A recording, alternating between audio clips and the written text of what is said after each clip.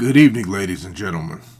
I am Jason Lewis, the producer of the From the Shadows podcast, and I would like to thank you for returning back this week to the continuation of last week's episode where the From the Shadows podcast crew interviewed author Wendy Koile, where we were just about to discuss about some potential buried treasure that we might have right here in Crawford County, Ohio.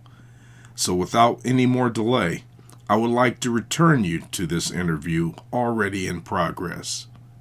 Enjoy.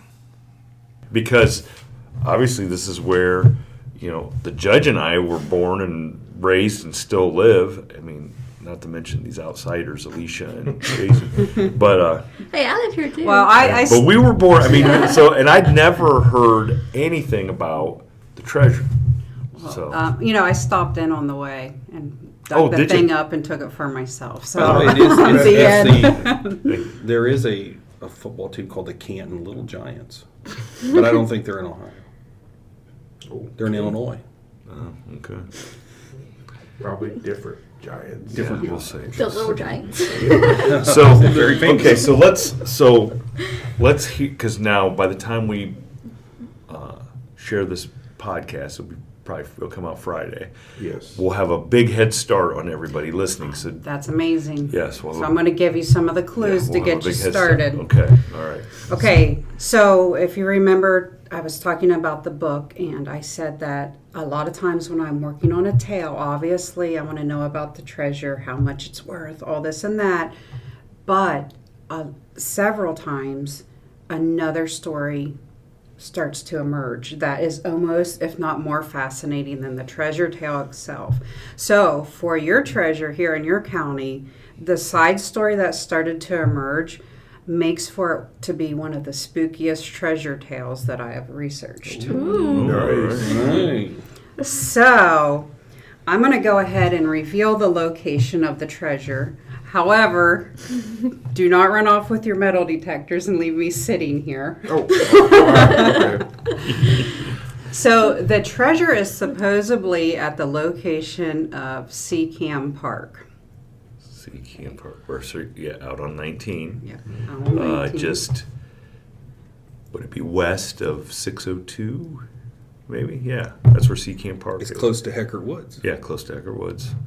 And so Shane and I had been talking a little bit about Seacam Park, and he said what the locals will know about this is that Seacam Park or the woods out there back in and I don't know when it started, but in the early 1900s, clear up to the late 1940s, was a very popular amusement park or a place where kids of the day went. They had a public swimming pool. They had a pond. They had a band, a place where the big bands of the day, like Tommy Dorsey, Glenn Miller, all those guys came and played. And because I remember these stories, my grandpa told me these stories about going out there, and it evolved kind of like Cedar Point did, where people went and, which we don't. Probably our generation think of as entertaining, went and had picnics by the side of the lake and then rowed our boats out there. And, I've read stories about how it had probably one of the first public swimming pools, but the water in the swimming pool was from the river. Okay, so I'm not sure how great that swimming experience was.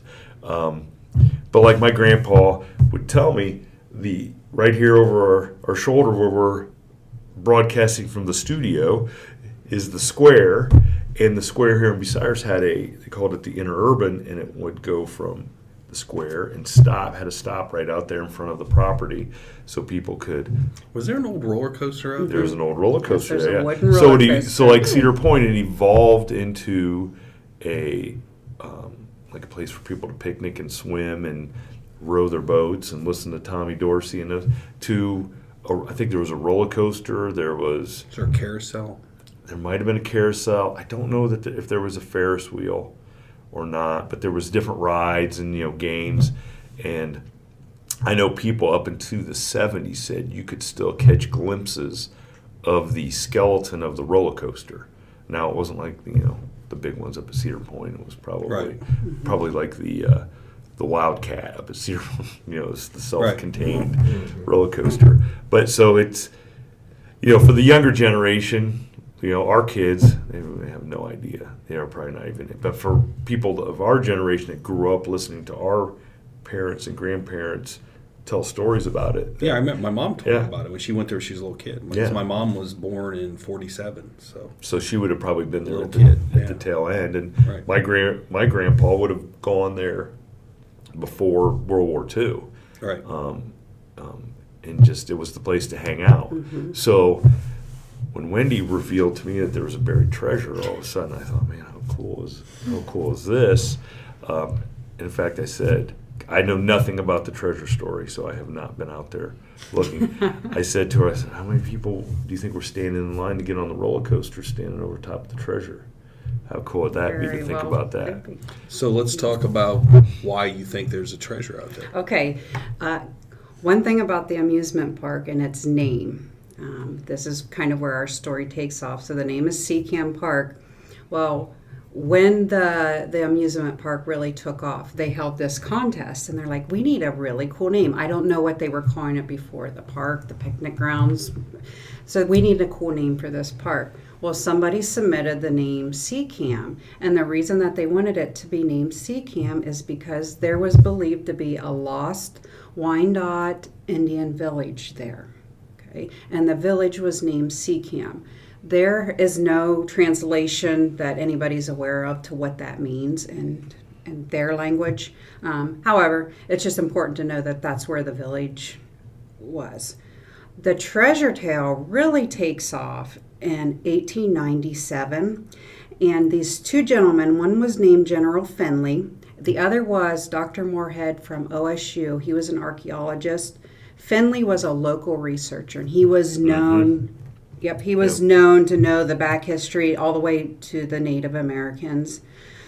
So they were planning in the summer of 1897 to go out to the grounds there and maybe look for artifacts and try to figure out exactly where the village was. They knew it was there on the Olentangy River, right on the ford of the river, but they wanted to go out and see what they could find. Well, while they were preparing for this, Finley received a letter from a man named Kocher, and he was from Mansfield. And he said, hey, I know you guys are going out to Seacam. I have a little information that I want to give you. So this information is where we get our treasure tale from. Right. So what Kocher said was that his grandfather was kidnapped by the Wyandotte Indians that lived there at Seacam.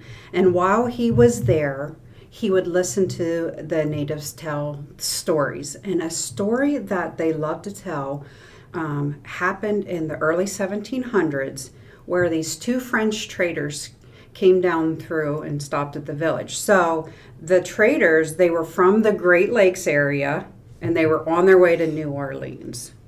So I guess Ohio is a good place to stop there. Can't imagine that trip. Yeah, I mean, quite the trip. So while they were Google Maps tell them there was. Yeah, can you imagine? But they picked a good spot. You are 3 months away from New Orleans.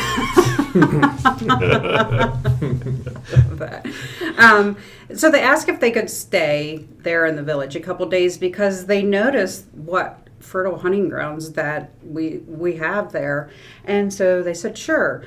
So the next day, the two guys wake up and they're like, well, I think we'll go out and do a hunt, but they're traders. They're probably wealthy traders. So they were carrying stuff with them. Most likely they were taking money to get down to New Orleans. So they decided what they would do is they were going to bury their valuables. And they found this oak tree that was on the banks of a stream, and they buried the money there by the oak tree, and they made marks on the oak tree. Okay. So they go off then onto their hunting expedition, and pretty quickly out, the first man was attacked and killed by a bear. Okay. So no sooner do they get him buried and whatever they needed to do there, the second man takes sick, and he dies of a fever. Okay. So now we have these guys are both deceased, and we have this treasure in the ground. And the Native Americans have no clue. well, they have a clue, but they probably don't even care. Well, I feel like they probably would have been pretty aware of what these men were doing out there in the land. Yeah, they might have been watching them the whole Yeah, time. Unless, of course, they had realized that these guys were just going down for Mardi Gras and it was just a bunch of beads that they had. That could have changed the whole course of this story. What? Well, regardless of what they They were taking thought, the beads down to Mardi Gras. the natives, they would not look for the treasure. They would not dig for cursed. anything Yeah. because they feared the spirits. They feared the spirits of the two deceased men. So, as far as we know, they had never touched the treasure. When we're talking about this excavation with Finley and the professor, that was 200 years later. So supposedly 200 years later, the thing is still in the ground. So, Finley and this Moorhead, they're going out to look for these relics, and they're just like, well, while we're here, we might as well look for the treasure. We might as well Yeah, we're not see. doing anything else, what you could- know. Nothing to lose here. Just an afterthought. Right. Yeah, Feeling kind of cute. So they go out to the Seacam area, and the person that owned the land at the time was a farmer by the name of Lofbaum. Lofbaum. And for some reason, I feel like I've heard that name on this podcast. Well, it just so happens that Lofbaum is the maiden name of the young lady that I reside with. And Wow. Uh-huh. Okay. She know where the treasure is. I don't know. She may be holding back some info. Sweet ride I'm driving out there. Let's question her. I work at the post office. Do you think we found the treasure? See, you're hiding in plain sight. Come on. I There you know. go. So now wait a second. So this is a total. So Yeah, this so, is, so plot Lofbaum twist. is the name of the. Farmer that had Okay. the land. And one thing I do when I am researching, I like to pull up historic maps and look for the names of people and what they owned, where they were. And his land was right there where the river curves up, which would have been the ford in the river. That his land stretched right across there, and it says Lofbaum right across there. So I know that fact is correct.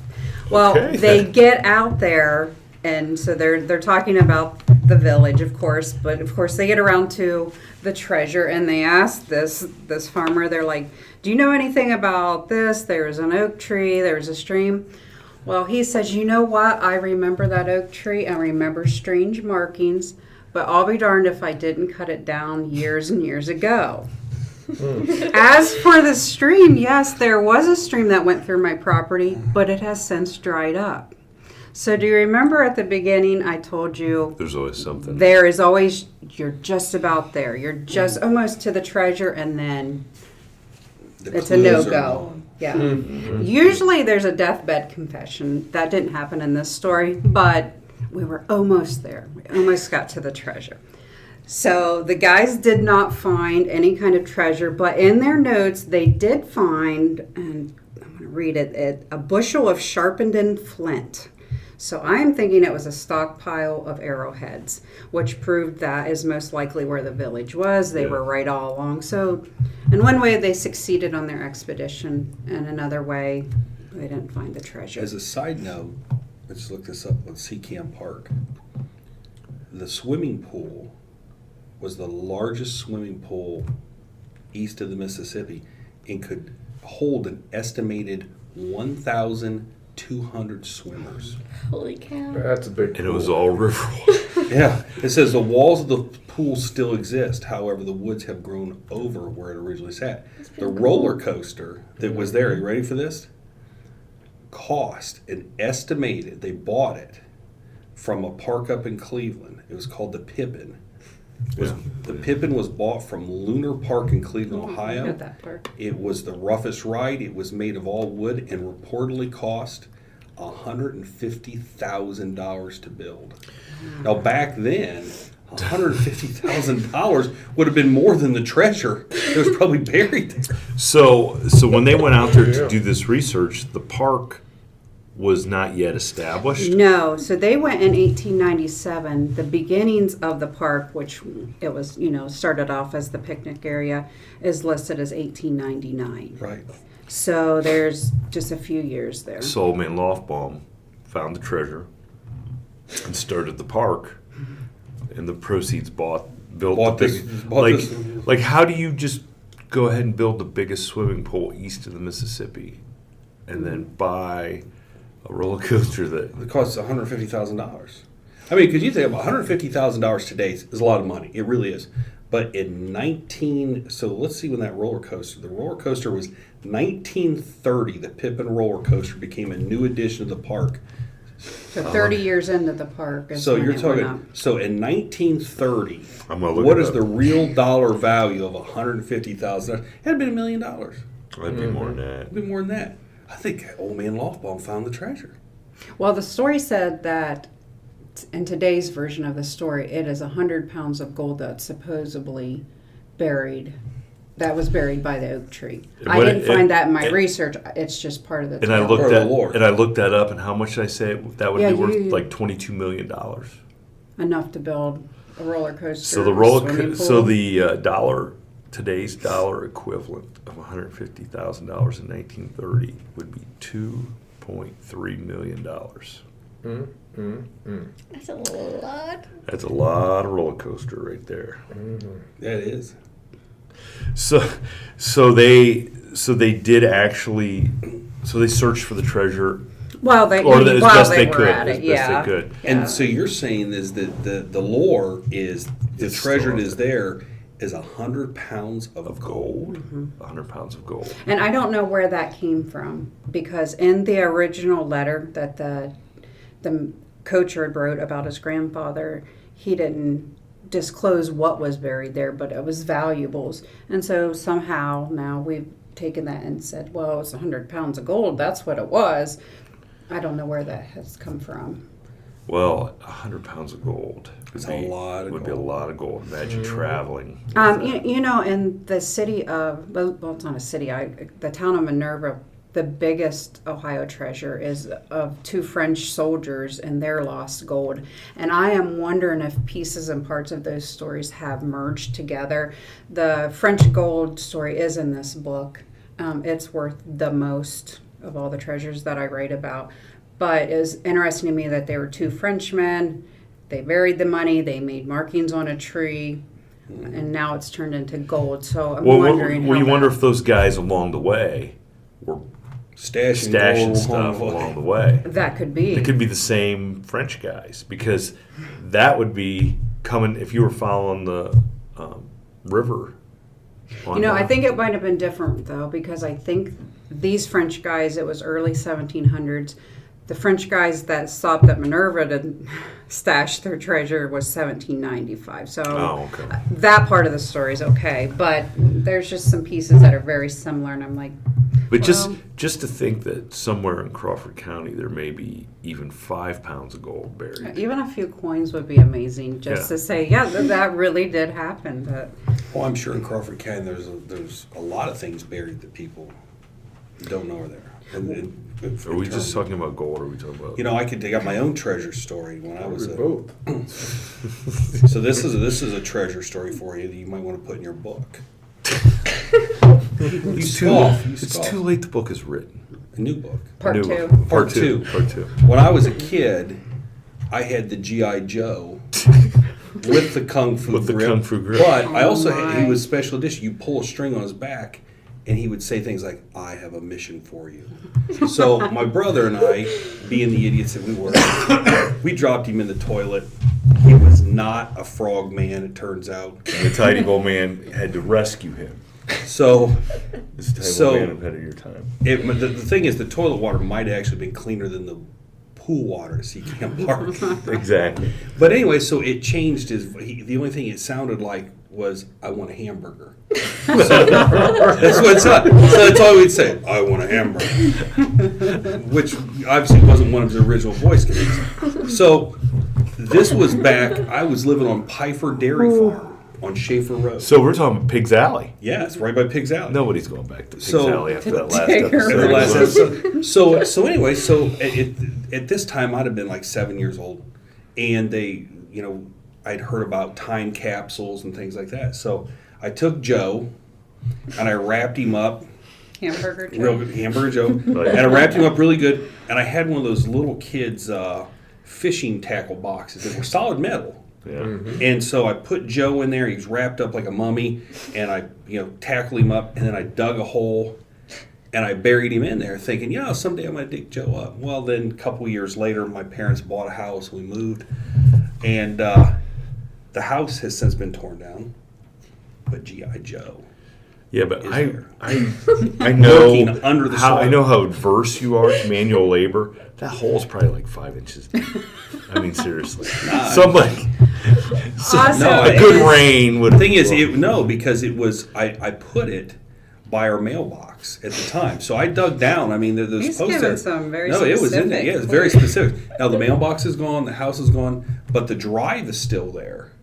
So if any treasure So the figures out, challenge would be do finding we Joe. find Joe or the gold at Sea That, King Park. I'm wondering if he is maybe trying to throw us off. Throw the everybody trail. off like, well, let's all I'm go going to looking get for Joe. Hamburger Joe. Yeah, let's go look for Hamburger Joe. Listen, You look guys, up, he's- Google the value of a G.I. Joe from 1976 that had somewhat altered voice box with a kung fu grip. Was but the dropping it in the toilet though. The alter I could buy the altered vocalization, but not because it got dropped in the toilet. No, the water screwed the voice box. I understand that's what was the reason, but it just. But his tail, if we talk about those characteristics needed, you have that piece of almost, because the house is gone, the Yeah, mailbox is there you gone. go. We do know where the driveway is, though. So we almost have enough information to go out there and dig that up. Exactly. That's a brilliant. So he point. is a master treasure. Should we sharer. put a reward on our podcast if anybody can go out and find and Joe. find Joe and bring him in? And we'll know it's the authentic one because you pull the string, it says he wants a hamburger. If anybody finds this G.I. Joe from the judge, you may get a monetary reward, but you will definitely get a sticker. Yeah, we'll definitely give you a And a shout out on the podcast. Yeah, Shout out. and then you can place that sticker on the tackle box.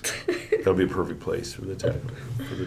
Yeah. That's a fantastic story. Which, we can maybe go to one of our former guests, Mark Corey, who did the Colonel Crawford story and is well versed in Indian lore, and see maybe what else he may have come I across. think that'd be a wonderful idea because he may have more pieces and parts to this, and even where the legend with the gold, why is that 100 pounds of gold? Well, one of the things I said at the beginning is that this turned out to be one of the creepiest stories that I have researched, that side story that came up. So I started to notice this pattern as I'm researching this whole piece of land out here. So first of all, we had the bear attack and then the man that suddenly died of an illness. So that's a disaster on its own. Besides the fact that I have a very personal link to the name of There's the family another that- disaster we have happening. Yes. So that wasn't in my notes, but I will add. But another, I guess we'll say, creepy factor and something disturbing. So the village, obviously, it's a lost village, but these natives, they didn't just disappear and move on. They weren't shoved off the land. What had happened, supposedly, is that they were massacred. So a warring tribe, they were the Catawba Indians, came down, they were looking for a fight, and how they went about the massacre was pretty disgusting. So they came down in the middle of the night, and at the entrance of the village, they had several of their tribe members wear buffalo hoofs on the bottom of their feet, and they walked around in the mud, and it made it look like a herd of buffalo had been there, and then the hoofs went on into the woods. So the next morning, when the Seacam Indians, they woke up, they're like, oh my gosh, there's buffalo. We've got to go after this. This is feed us for the winter. So they go into the woods, and this other tribe was waiting and ambushed the men, all the men that were on the hunting expedition, went back into the village and burned it down. Wow. Wow. I mean, that's amazing. I mean, to not even, I've never heard any of that. I didn't know there were buffaloes in Ohio. I didn't know that either. Yeah, there's buffalo in Ohio. Yeah, I knew that. Old Man There's Langsy. buffalo in Old Man Finland. Langsy has buffalo out. Yeah, I know that, but I didn't know that they were indigenous to Ohio. They probably Yes, just got. we have a lot of Indians too. We got mound building Indians here in Ohio. Well, no we kidding. have. There's Great Serpent Mountains in Ohio. Yeah. One of the biggest mountains in the world. So then we have the story of that massacre. Remember that the Indians already, the ones that lived there had already feared the dead guys, the Frenchmen. So now we have the massacre, which could lead to a great ghost story. And you know something else too. There's a story from Seacamp Park where somebody fell off the roller coaster Yes. and died. I do remember hearing that. I mean, I don't know how much. Yeah, fell off the roller coaster. I don't know how and died. much there is to that. Well, yeah, there is because did. that's what led to the closing of the park, I believe. Was part of it, I think. Part of it. I didn't know that. I wish I would have. So you think about how many people have died. It was like bad juju on that land. That or is. something. Well, there's more to it. So as I'm researching this piece of land, this phrase keeps coming up, and it's Dead Man's Hollow. Have you guys ever? I've heard of it. Dead Man's Hollow. I was researching haunted places in Ohio, and that popped up Yep. many times. So if you do a search of Dead Man's Hollow, Bucyrus, this will come up, and you remember the Haunted Ohio books? I have one of those. Yeah, it's in there. This story's in there, and then I did find it in the newspaper, so I know it actually happened. A man in 1836 came to the town, and he was looking to purchase land. So Daniel Bender was his name, and he took his brother-in-law, and they were out in the area between Seacam, and there's another park called Heckert Park. They're right beside each other. Yeah, really close together. So it was in that strip of land there that they were looking at the possibility of purchasing land. Well, these two local guys were like, let us help you, let us show you around. Well, the two local guys weren't so nice. So what they did is they clubbed the two men over the head. They clubbed Daniel and his brother-in-law. The brother-in-law somehow escaped, but Daniel was knocked unconscious, and they shot him in the head with a pistol. Okay, so with that story then became the legend of the Dead Man's Hollow, because supposedly you see Daniel's ghost there. Horses would veer away from that area. They didn't want any part of it. Just another huge tragedy there, and to get the name too, to make it Yeah, even there it is. worse. I just Googled it. It's Ohio Ghost Stories and Legends and Haunts. Crawford County, Ohio. And Dead Man's Hollow tells the Bender, whole story. On Miller Drive. and Bender is a name. Oh, Miller Drive's not. And Bender was a judge in Yeah, town. Judge Bender was judge. In town before. So we're making all Miller kinds spoke. of connections here. Holy smokes! Well, and then the last thing, and I didn't know if there's about the death on the roller coaster or an accident there, but that's something we could research. The reason that the amusement park closed was in 1946. It was late June. A lightning bolt hit one of the structures. Everything was wooden, so Yeah. of course it's going to go up. But to make matters worse, so it was the end of June, they had a building filled with their fireworks. They'd put on a fireworks show every July 4th. So finally that caught, and there was just nothing they could do once that caught fire. So the park, it kind of went by the wayside through a tragedy. I mean, nobody was killed in this, but it's just to me feels like that land there. Has something going on. Yeah, for what your podcast usually talks about, it's a perfect story that fits right into the theme here. Death and destruction. Holy moly! I will read that. Well, the thing we've kind of discovered is that there are certain parts of our county that are hotbeds, like for paranormal and things like that. Like going back to, my personal experiences, the Dog Man story on Temple Road. And I know somebody has seen eyes at the Stone Quarry, like a whole bunch of eyes in the backyard. And there was no the lights Tim there. and Uh-huh. Sharma haunted house, the Wind story with me. All that is within a very small geographical Well, area. and then where you're talking like Heckert Woods and Dead Man Hollow, Hollow, that's it's- even a smaller. That's all in the That's same all in the same- plot of Lincoln. yeah, almost. yeah, basically. Yeah. Yeah, so it's weird that there's certain, I guess, certain areas that I don't know whether they're magnets for tragedy and different things like that, or paranormal. I weird think they're experience. charged with energy. It's And we've like- talked about that. Well, like Yeah. where Seacam Park, I mean, there you got like the converging of a couple rivers right there, right? Like along Temple Road, and not to really go crazy, but you know, like the David Pilates missing 411 stuff. All that's based on the stone, like the. What am I trying to say? Like the limestone, Limestone, yeah. which is right out there at the stone quarry. and there's right? a stone quarry. Yeah, at the stone quarry, which is a huge deposit of that. So, are those conductors of? I saw an Crazy. interesting chart that I know we're going slightly off kilter.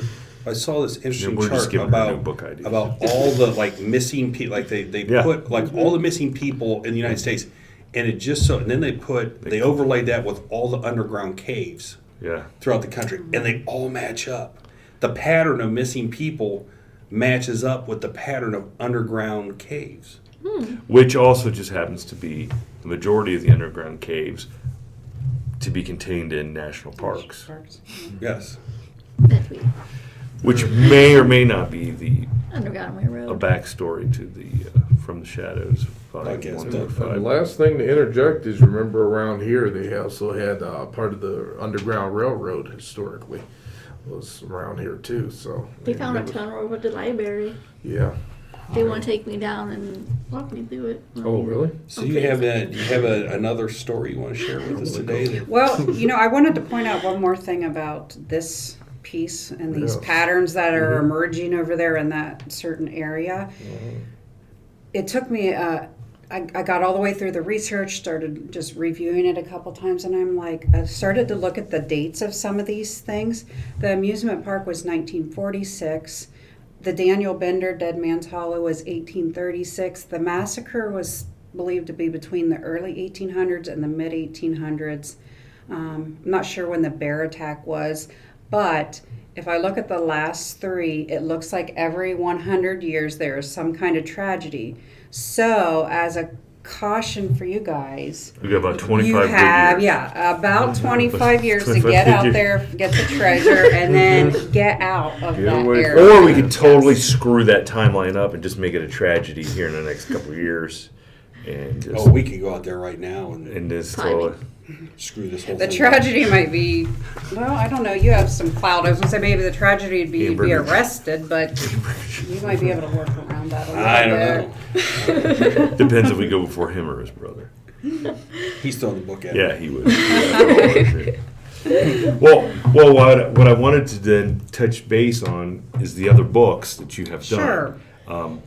And because when I was doing my research on your books, what I found was, I was like, man, these would be great books if you were vacationing up at Lake Erie. Exactly. Like if you had like a lake house. Not that you have, that's a prerequisite for reading the books. But these all sound like really cool. It's all based in Ohio, so it's kind of like just the perfect. I want to get away from everything, read about some stuff that I know, and then maybe I could, Right. while I'm on vacation, Yeah, maybe I lay can on go the check beach there. check out some stuff. So, do you want to talk about Sure. all three or the other two books that we haven't touched So on? my friends say that the Lake Erie connection is strategic because if you think about the life as an author, not only do strange men hit you up on Yeah, the exactly. internet, but I'll get these calls. Look, I from, changed it from Elmo to okay. I'll get these calls from maybe a museum on Kelly's Island, and they're like, "Hey, would you be able to come out and sign books on such and such date? And we'll help you with your passage out here, buy you dinner." And I'm like, "Let me think about it a minute. Do I want to go out and sign my own book on the islands in the summer?" So, yeah, my friends say it was a strategic Do you plot, deny too. that? Yes, I do deny that. I'm not saying I don't enjoy it, but my first book is Geneva on the Lake, A History of Ohio's First Summer Resort. We vacation there every year of my life, so I have always loved to go to the lake and be near the lake. And so when I started thinking about the possibility of writing a book, as an English teacher, I'm like, write something you loved, write about that, and the words will just come to you. And so I followed my own advice and started pitching the idea. And then I think the History Press was like the 6th publisher I pitched to. So if you are trying to get a book published, that would be my advice. Be prepared that you're going to be told no. And just move on to the next one. So the History Press said they were interested, and right away I'm signing a contract. They're talking about when I need to have my manuscript ready. So then I'm getting nervous because now it's official. But anyway, I wrote the book and worked through that process. Was done with the book. The book came out, started doing the author things, going to the book signings and that. And I'm like, this is so much fun. And not because I was making a little bit of money, just because it was fun to talk to people, do things like this. Well, and sit at the lake. Yeah. I did have that, yeah. And so then I'm like, I want to write another book. And the publisher's like, okay, what's your idea? And then about that time, the whole treasure tale came into being. So I did this one. And then the third one, so I said again, I think I want to do another one. And the publisher, they kind of feel now like I'm their Lake Erie girl. So they automatically suggested something about Lake Erie. And the third one is it's disasters on the Lake Erie Islands.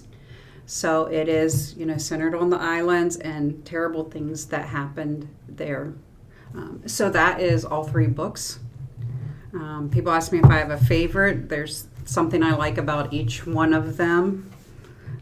And I am currently working on a 4th one with the History Press. So Are you allowed to tell us what it's about? I can tell you it is Murder and Mayhem on Lake Erie. So we got the Lake Erie nice. thing. Yes. Yeah. So the Bessie connection is just so I'm not stealing anything for you. I think you'll like my angles, probably different than yours. I'm going to talk about the hoax, like how many people tried to trick other people into thinking Bessie was there. There was an award for Bessie. I don't know if it's still out there, but when It's she was first seen, 150,000. yeah, the By your mayor roller coaster in 1930. was offering an award for Bessie, but she had to be alive. They even had a hotline cool. back then to call Well, if you had Bessie's How are you sightings. going to catch a sea monster on the island? So there was a bunch of, so the original sightings were in the 1800s. Okay, there's a bunch of them. But it wasn't until the late 80s and the early 90s where there was a rash of Bessie sightings. Okay, in fact, there's a video on YouTube from 1991 of a supposed Bessie sighting. So at that point, can you see the air quotes? Yeah. You guys can't, but so it was then where a bunch of businessmen got together, and I believe it was with the Cleveland Plain Dealer, and offered like a reward of $150,000 with the caveat that it had to be at least 30 feet long and weigh, gosh, how much was it? At least maybe over 400 pounds. Even if it was 10 feet long and weighed 150 pounds, I'm not selling to them for $150,000. Things worth millions of dollars. This Why would I was, sell it to them? you weren't selling it to them. This was just An award. a reward Oh, so you get for to keep proof. She Yes. was- it. Okay. Geez, okay. But there was Okay. also a circus. Some of the snakes got loose, and there was mistaken the snakes. Like there was rock pythons as Bessie, and they caught those snakes. And all of a sudden, the sightings disappeared. And so That's interesting. So this segues into, now before this episode airs, I'm going to be a guest on Ohio Mysteries on an episode that we're going to record actually later today, where I become the armchair detective on this whole Bessie thing. They're doing an episode on Bessie. So then it's up to me to give my 2 cents and the research that I did. I got to be honest, I don't want to give too much away, but the picture, the front cover of the Weekly World News that I found with a Lake Erie monster taking down a sailboat almost clinched it for me in favor of, yes, Bessie does exist. Well, I actually have a good murder story for you. My father Oh, boy. murdered his liver at Lake Erie. Yeah, Lake Erie. Really? Yes, he did. You know, We, I bet he is one of many to have done that. You know, Did Captain Morgan ever be? Was he ever brought up on charges? You know, Is Captain Morgan implicated? my dad declared war upon his own liver, and he won. Unconditional Maybe I surrender. can work that into the book. You know, though, I have an interesting Lake Erie story about you talk about crazy stuff like that. What my family we camped up at this place called Bay Breeze. It was a campground. It was trailers and stuff like that. And there was I've told this story to Shannon LeGros actually, and there was an area where you'd swim. You told me this too, I think. Yeah, there was an area where you'd swim with a little beach. And then there was, on the opposite end of the campground was the boat dock. And we as kids, always looking for something to do, we had one of these mini trampolines, and we would put it at the end of the dock. It was a big concrete dock. Okay. And you'd get a big running head start. You'd hit that thing, you'd fly off and do flips and stuff like that. So probably about 15, 20 yards, maybe not even that far, I don't know, as a kid. But out there was this giant rock, and they had a milk jug that floated there so boats wouldn't hit it, and it was so big you could have never moved it. So we would swim out there, and the water was probably, because they probably dug it out, the water was probably like 10, 12 feet deep. But out there by this rock, you could stand on it, it'd only be like waist deep. So we were doing that. It was me and two other kids. I'd have been about 12 years old. Kid was about 16, and there was a girl who was about 10. And we were doing this, and the girl was swimming back, and all of a sudden she starts screaming and kicking and thrashing. And we're like, what the heck's wrong? What's she doing? I mean, she is fighting for her life. Screaming. And so we're just, paralyzed with what is going on, So she finally gets to the dock, she crawls up the ladder, and she says something grabbed a hold of her. And something had a hold of her leg and was trying to pull her. And we were just like, keep in mind, people would fish off that dock too. Right. So we figured she probably got her leg caught in some fishing line and stuff like that. So tears running down her face, whole 9 yards. So she calmed down and it's like, I was convinced, me and this other kid was convinced she just got leg caught in some fishing line. So my turn, I run, jump, swim out to the rock. And as I'm standing there waiting for this other kid, I feel this hand grab me and not where my ankle is, but above my ankle before you get to the calf, and it goes all the way around my leg. Now I was only 12 years old, so my leg probably wasn't that big, but it goes all the way around my hand. And when it grabs me, it pulls, and I remember the sheer panic that, because I was not a really good swimmer, and whatever it was, it had a hold of me. It was trying to pull me off the rock. And of course, I start screaming and crying like the girl. Can you react? I probably could. So I'm screaming for my life. Just screaming and kicking and thrashing, and it was strong. You can tell. I could tell it had digits.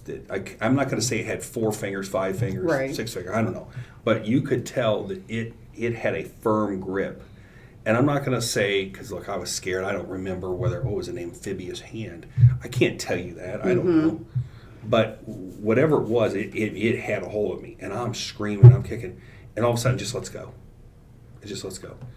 And so this, the 16-year-old kid who's up on the dock, he's frozen. He doesn't know what's going on. So I start screaming, help, come help me. So he's a really good swimmer. He dives in, he swims out there as well as wrong. And so I tell him, he's like, well, we got to get the hell off this rock. And I'm like, no way. I'm not moving. I said, I'm not moving because I was not a good swimmer. I could swim, but I was not a good swimmer. And my thought was, if I start trying to make the swim and it gets a hold of me, I'm going under. I'm not a good swimmer. This thing's taking me under. And the girl that had gotten grabbed was a really good swimmer. She was did swim team and stuff like that. And the boy was a really good swimmer. I was the worst of the bunch. And so I bet we stood out there for a half hour on that rock, and him trying to coax me into saying, okay, we'll go. And so finally how we did it was I agreed. He had me go first, and he swam right on my feet, right behind me, so that if something grabbed me, God only knows he would be able to help, but convinced me that he'd be able to help. And so get back up, that was it. I've never went swimming Lake Erie ever again. Do you know how lucky it was that person and not me and Stove with you? You guys just went left. We just shoved you right in and said, there you go, dude, sink or swim. But the thing is, to this day, I've never went swimming Lake Erie. It's a fear of not seeing what's below you. You don't. I don't like ponds. No, I don't either. And I used to, we used to have a boat at Lake Erie, and you'd back in those days to go to the beach, you would anchor the boat off the beach, off of the state parks, and you'd swim in. Okay, well, the lake back in the late '70s, early '80s was so you'd be walking through cans, glass, needles, plastic, tires. Yeah, you didn't know what you were going to step in to finish that walk up onto the beach. So I mean, I could totally relate to, and maybe it wasn't a hand, maybe it was like one of those 6-pack things grabbing hold, twisting around. Yeah, but I will say from my Bessie research that most of the people that had eyewitness sightings were out on the lake for quite a while. Wow. Okay. Maybe enjoying some beverages in the hospital. In fact, the one guy's had been up all night and decided to get on the boat, which just in itself was a bad idea. Well, Go maybe out she and go only fish. presents herself when they're very relaxed. and you're on shrooms. Okay. All right. Anything in your research did you come up with people mistaking sturgeons? Yeah, there's sturgeon in Lake Erie. Yeah, there's That's I don't want to give away. I don't want to give it He's away. not giving the whole kids Don't are trying to give it get people away. to listen to We him. wanted to I will listen. say this much about Lake Erie. It's a very shallow lake. And Yeah, it maybe- is. and That's why I it's mean- so volatile. I mean, at its deepest is what, like 40 feet or something? Well, that's why where it changes that's so the part that we're familiar with. Over like by Buffalo and stuff like that. It gets Right. a lot. It gets a lot. Yeah, I think the deepest is 210 feet, so that's pretty deep. And, speaking of like the legends and lore, that lake, I mean, there is so much there with the shipwrecks, and then you got the Bessie, and then you have the sea witch that supposedly takes these boats down if you I guess see there's her. a Bermuda Triangle up in Lake Yeah, Erie there's too. there's up a by Kelly's Island. we're all Really? so Yeah. the most Sea witch, huh? yeah. There's a sea witch. It There's grabs- the black it dog. grabs people by That the grabs legs. young men. The Only- black dog of Lake Yeah, Erie. yeah. So with the lake itself, I'm going to have 3 books that has stories, but there are so many more out there, and there's so many more to be written just because it's such an interesting place. Well, and we always Mysteries give, and at surrounding the end, it. we always give a shout out to our listeners that if anybody has an interesting story that they'd like to tell or share, or maybe give you to research for your book, That would be reach out fantastic. to us and get a hold of. I would advise though, reach out to us first. Don't send her a message. Okay, she's gonna think you're some Yeah, creepy she's stalker some and you're going anything to do with you. Yeah. But the so back before we jump off here, 2 things about the treasure. Were there anyone when you were doing the research? Did anybody go find a treasure? Like, did anybody verify there was a treasure after either you had written the book or while you were researching it that there was a legend of a treasure and that somebody came across it? And was there any that you yourself thought, I'm not going to tell anybody about this. I'm going to go look for this. This seems like a slam dunk. I'm going to go. So there is a chapter in the book on found treasures. Oh, okay. I couldn't leave those out. They're so interesting. One of my favorites was called the Money House in Cleveland, and a fellow, he was sort of a hermit, and he passed away, and then when they went to start bulldozing his house, and this was in the 70s, they started bulldozing his house, and in the process of this bulldozing, these little kids started coming to the candy store, and they'd have $20 bills, and one kid was buying a bicycle, and so the adults were like, what?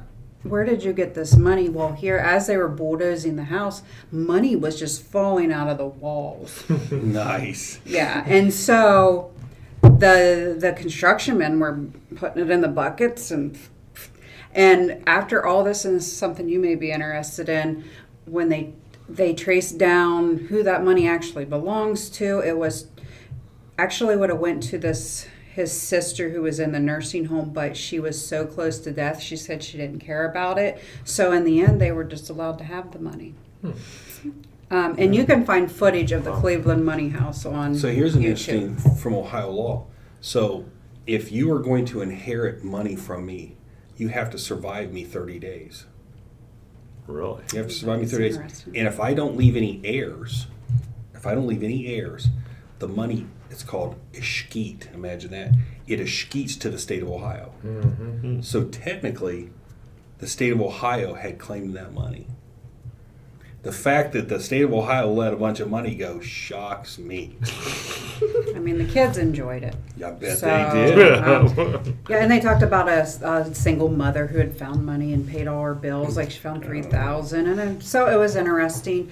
And then, as far as like a treasure that I believe is there, I didn't keep it a secret. Of all of them, is probably that Minerva Treasure that I mentioned. And the thing that makes that one so interesting is there was a letter of where it was, and all these clues were in the letter. Every clue that was in the letter has been overturned. And so the only thing missing, of course, is the treasure. Mhm. But there is just so much that supports that if somebody didn't take it by now, there most likely was a treasure in the ground. And I feel like at some point, maybe with the new technology where they can, do the infrared. Sonogram of the ground. Yeah, that at some point, somebody will go out there and run that on that Minerva area to look for it. How much is supposed to be there? I believe the worth of it is $6 million. You better be careful because there's a Bigfoot out there. I know the There's Minerva Bigfoot. monsters Yeah. there. Exactly. Yeah, You might be so- detecting it. You never know. Well, and a local fellow that had researched it had taken me around to show me where. See, I get in cars with strange guys too. Nice. Accept friend requests, You may, whatever. you may be on another episode of Ohio Mysteries for another reason. Hey, there's a treasure hidden in the trunk of my car. Would you mind smelling this ether rag? Yeah, definitely. Let me do Here, get that. with it. What is that shovel? But he had taken me out. Well, this will add to the story. Taken me out on these country roads, and Oh my gosh! This Yeah. Wait a reminds minute, me- wait a minute. You get a car, the strange guy with a shovel in his thing, and You you know won't even Sean. respond to him. Yeah, exactly. You respond to him. How bad is your profile I pic? know. I said it was Elmo. I mean, that reminds me of the beginning of Sean Seaback's story. It's coming together Like now. everything is wrong with this. but I said of all the treasures, that's the one I think that is Is- most likely there. So I had to take the chance. He was going to show me See, the there- ground where it was. Right there is why there's so much tragedy tied to treasure. Is I had to take the chance. So I would have been one of those That's people that right. was just right to the point of finding it, and then Something happened. And disappeared, and it would have Yeah. added to the mystery. and you guys could pick up Whatever your you book do, do open. not stop out at Sea Missing Camp Park 411. on the way, because then it's just going to be, the wandering Wendy. Her spirit wanders the old Sea Camp Park. So, well, Wendy, it has been awesome that you have made the trip and that you did not report me to the authorities. She might Yeah. know, you just don't I know. know. Well, if she and the judge go into the Yeah, I'm chambers, sitting and she here by the feels like- judge. Well, I would have been in jail a long time ago. There's nothing you could tell him that would be worse than what he is. But what are you laughing about, Jason? I heard a couple of those stories. They were not about. That could be a whole show. That's another episode. Okay. Anyway, on that note, we will.